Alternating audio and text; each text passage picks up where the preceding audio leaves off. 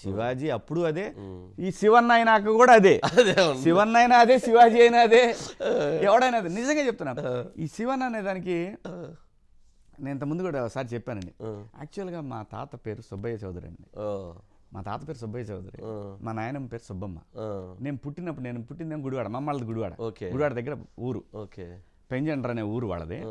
నేను అమెరికన్ హాస్పిటల్లో పుట్టా. పుట్టగానే నాకు పేరు పెట్టడానికి అని చెప్పి మా తాత మా అమ్మ నాయనమ్మ కూడా ఇద్దరు సుబ్బయ్య సుబ్బమ్మ అండి. వాళ్ళు వచ్చి చెప్పే శివయ్య అని పెట్టమన్నారు. కృష్ణా జిల్లా కదా, కొంచెం క్లాసు వాళ్ళు. మా అమ్మ వాళ్ళ బాబాయ్ వచ్చి అదేంటే శివయ్య అని పాత పేర్లు, అప్పుడే 70s లో నేను చెప్పేది. పాత పేరు అంటే కొంచెం కృష్ణా జిల్లా ఎప్పుడు ఫార్వర్డ్ ఉండేది జిల్లా ఎప్పుడు కూడా. శివాజీ అని పెడదామే, నీ పేరు ఝాన్సీ లక్ష్మి, వాడి పేరు శివాజీ అని అన్నాడంట. అంతే. ఇంకా మరి ఎట్లయినా అమ్మ పెళ్ళాం వైపే నడుస్తుంది కదా ఎక్కువ ఇళ్లలో కూడా. సో మా నాన్న కూడా అడ్జస్ట్ అయ్యాడు, మా తాత వాళ్ళు కూడా అడ్జస్ట్ అయ్యారు. భగవంతుడు తిప్పి తీసుకొచ్చి ఏం చేశాడు, శివన్న అన్నాడు. అంతే sir, life is like that. జీవిత పాఠం నేర్పేది. నిజంగా చెప్తున్నా, బిగ్ బాస్ని ఎవరు తప్పుగా అపార్థం చేసుకోవద్దు. బిగ్ బాస్ షో అనేది స్క్రిప్టెడ్ కాదు. బిగ్ బాస్లో మనం వెళ్ళాము, ఒకవేళ ఆ పిలుపు వచ్చిందంటే మాత్రం యు ఆర్ లక్కీ. ఓకే, వెళ్ళాల్సిందే అంటారు. ఎవరినైనా సరే, సూపర్ స్టార్లైనా సరే, నేను చెప్పేది ఒకటే, వెళ్ళండి. వెళితే మీలో మీరు మార్పును చూసుకోవచ్చు, మీలో మీ తప్పులు సరి చేసుకోవచ్చు, మీలో మీరు నీ దృక్పథం కంప్లీట్గా మారిపోద్దండి సమాజం పట్ల. నేను పెద్దగా మారిపోయానని నేనేం అనుకోవట్లేదు. నాకు వచ్చిన దాంట్లో నేను నేర్చుకున్న అత్యంత విలువైనది పేషెన్సీ. ఇంకా వెయిట్ చేద్దాం. ఇది నేర్చుకున్నాను సార్. ఓకే. అయినా సహజ సిద్ధంగా వచ్చే ఆ కోపతాపాలన్నీ కూడా మన సర్కమ్స్టాన్సెస్ను బట్టి, అక్కడ గొంతు మీద కాలేసి తొక్కలేం కాబట్టి, ఇదే మా ఇంట్లో అయితే గొంతు మీద కాలేసి తొక్కుతాననే మాట మాత్రం అన్నా. నా ఇంట్లో ఆడపిల్లలు అయితే ఆ అగ్రెషన్ అక్కడికి ఆపా. అక్కడ నిజంగా తొక్కకుండా అక్కడికి ఆపారు. అంటే అది నేను నేర్చుకున్నా, ఇది తప్పు కదా. మన భాష మీకు తెలుసు, మన ప్రాంతంలో ఎలా మాట్లాడుకుంటారు. మన అంటారు, నీకు తగ్గినయా, గొంతు మీద కాలేసి తొక్కుతాను. సహజంగా మాట్లాడుకుంటాం. తొక్కాడండి మా నాన్న 3 సార్లు తెప్పా, తొక్కాడా, ఇంటర్లో తెప్పా, 10th లో తెప్పా, తొక్కాడా కదా. సహజ సిద్ధంగా మాట్లాడుకుని, అయినా అటువంటి వేదికల మీద కరెక్ట్ కాదు కాబట్టి ఏంటంటే దాన్ని మనం కంట్రోల్ చేసుకోవాలి, ఇంకా కంట్రోల్ చేసుకోవాలి.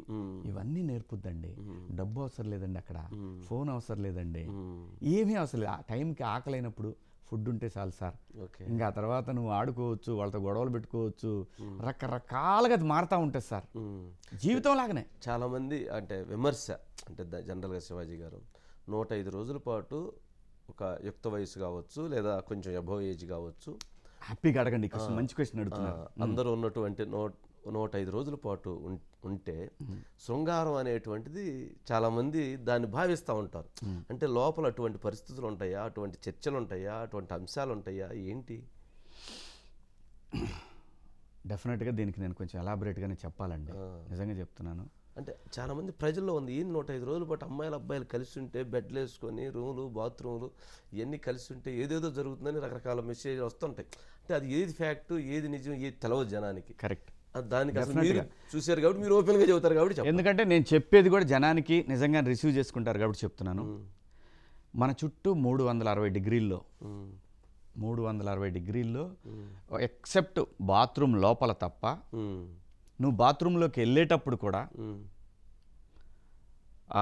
ప్రొఫైల్లో కెమెరాస్ ఉంటాయి. నువ్వు డోర్ తీసుకొని వెళ్ళావా, డోర్ తీసుకొని వెళ్ళే వరకు కనపడుతుంది. ఈ లోపలికి వెళ్ళాడు, బాత్రూమ్కి వెళ్ళాడు, అడుగు పెట్టాడు, అంతే కనపడుతుంది. నువ్వు ఏ కార్నర్లో ఉన్న కెమెరా ఉంటుంది, నీకు అసలు ఆలోచన రాదు. ఎటు నుంచి ఎటు బాత్రూమ్ అడుగు పెట్టి డోర్ వేస్తే తప్పితే డోర్ కూడా వేసర్లా, జస్ట్ బాత్రూంలో కాలు పెట్టాడంటే తెలుస్తుంది. ఓకే.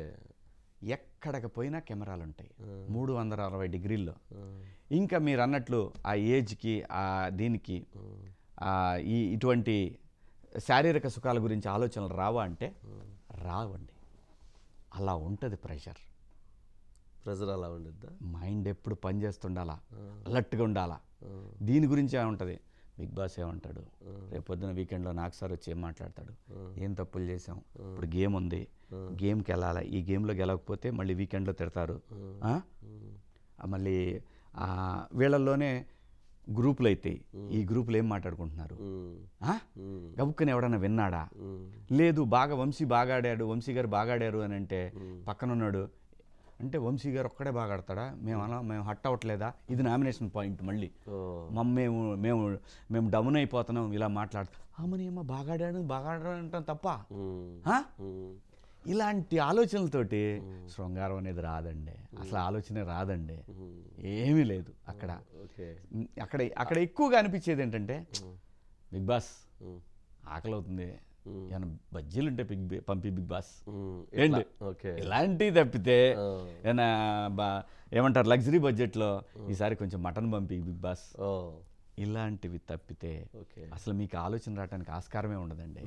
ఇంకోటి అదే నేను అన్నాను కదా, స్థితప్రజ్ఞత. నువ్వు నేర్చుకోవటానికి ఇటువంటి పరిస్థితులు వస్తే, మీకు ఉదాహరణకి